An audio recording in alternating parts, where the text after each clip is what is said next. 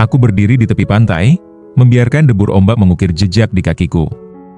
Senja perlahan membentangkan selendangnya, menjadikan pantai Parangtritis di Yogyakarta menjadi kanvas warna-warni. Kesejukan angin laut membawa aroma garam dan memicu kenangan akan cinta yang terpendam dan hasrat yang tak terungkapkan. Tubuhku bergetar, bukan hanya karena dinginnya, tetapi juga karena sebuah kenyataan pahit yang masih menghantui benakku. Disinilah aku, Naira, wanita berusia 27 tahun, terjebak dalam dilema antara cinta dan pengkhianatan. Sejak kecil, aku diajarkan untuk menganggap cinta sebagai hal suci, namun kenyataan tidak berjalan demikian. Apalagi saat aku bertemu Arman, suami dari sahabatku sendiri, Intan. Kami dipertemukan dalam sebuah acara budaya di Jakarta, di mana tarian tradisional dan petikan gamelan menghidupkan suasana.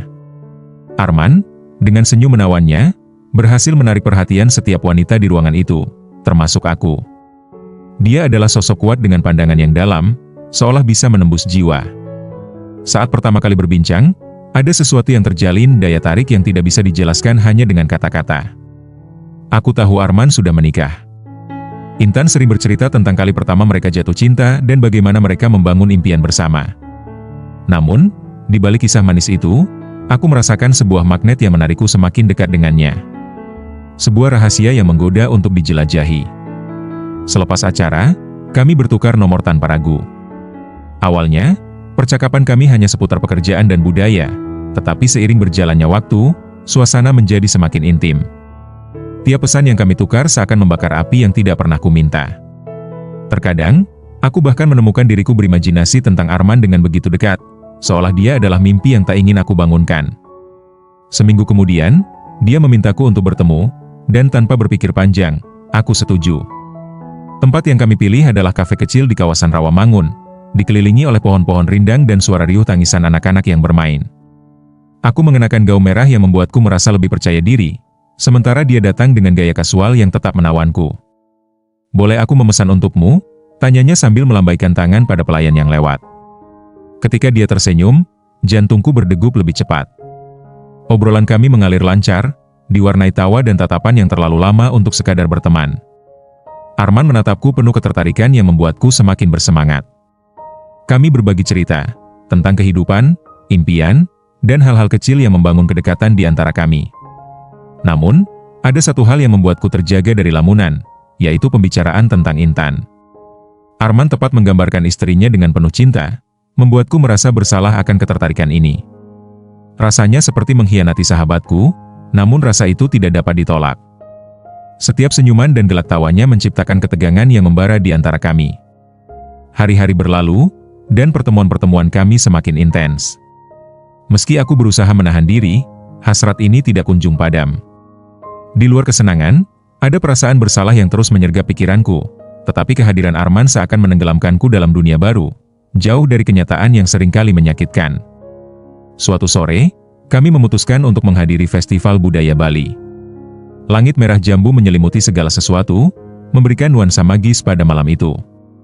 Di tengah keramaian dan aroma makanan laut yang menggoda, tangan Arman meraih tanganku. Detakan jantungku semakin cepat, tanpa disadari oleh orang-orang di sekitar kami.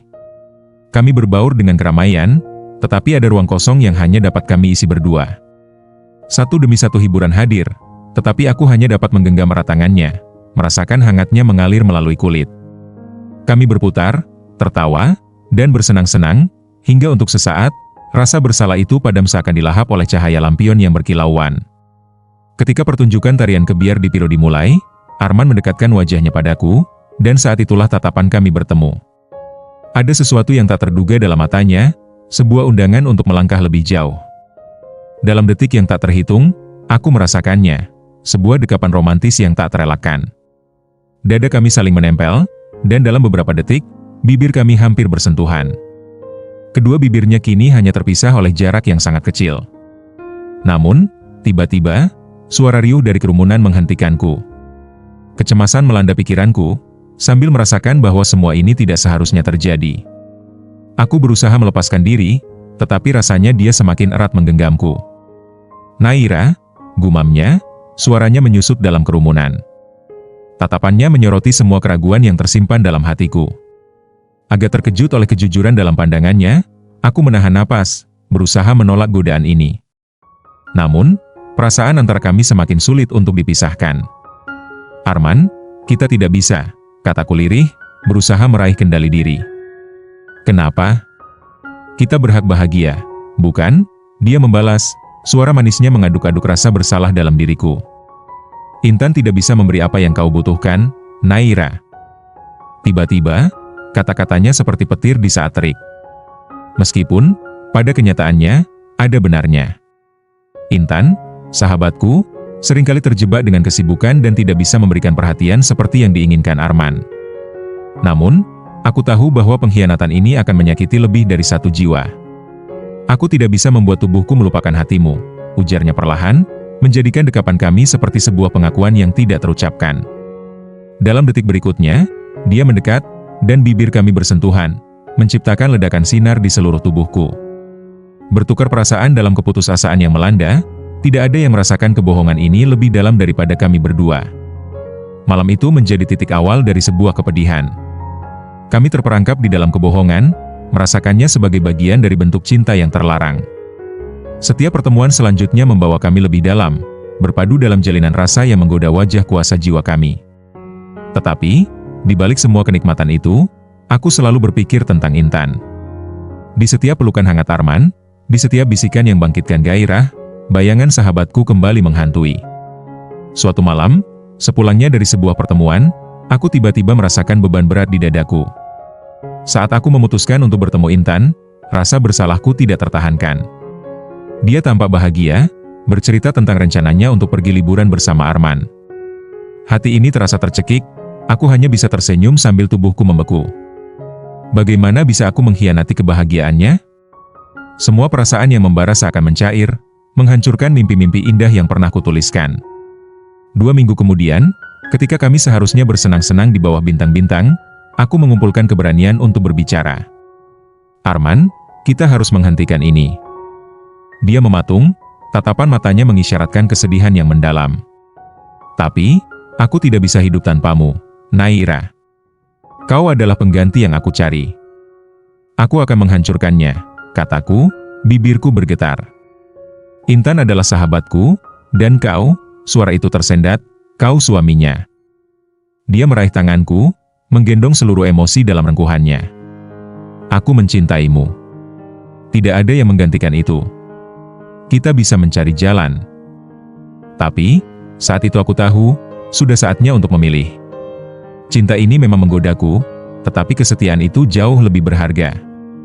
Dan saat itu, aku memutuskan untuk melepaskan apa yang selama ini menggoda hatiku. Saat kami saling menatap dan memisahkan diri dari pelukan yang penuh rasa, air mata kami menetes dalam kesedihan yang sama. "Ini adalah hal yang harus kita lakukan," ujarku, berusaha menahan suara agar tak bergetar dalam kesedihan.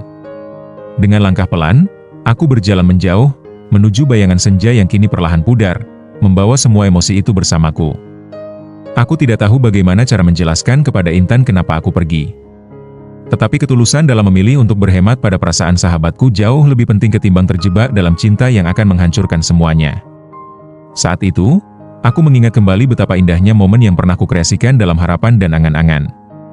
Bayangan-bayangan tentatif di ujung senja memudar, membawa semua harapanku, menjunjung tinggi arti cinta, kejujuran, dan pengorbanan. Karena kadang, cinta memang tidak harus memiliki.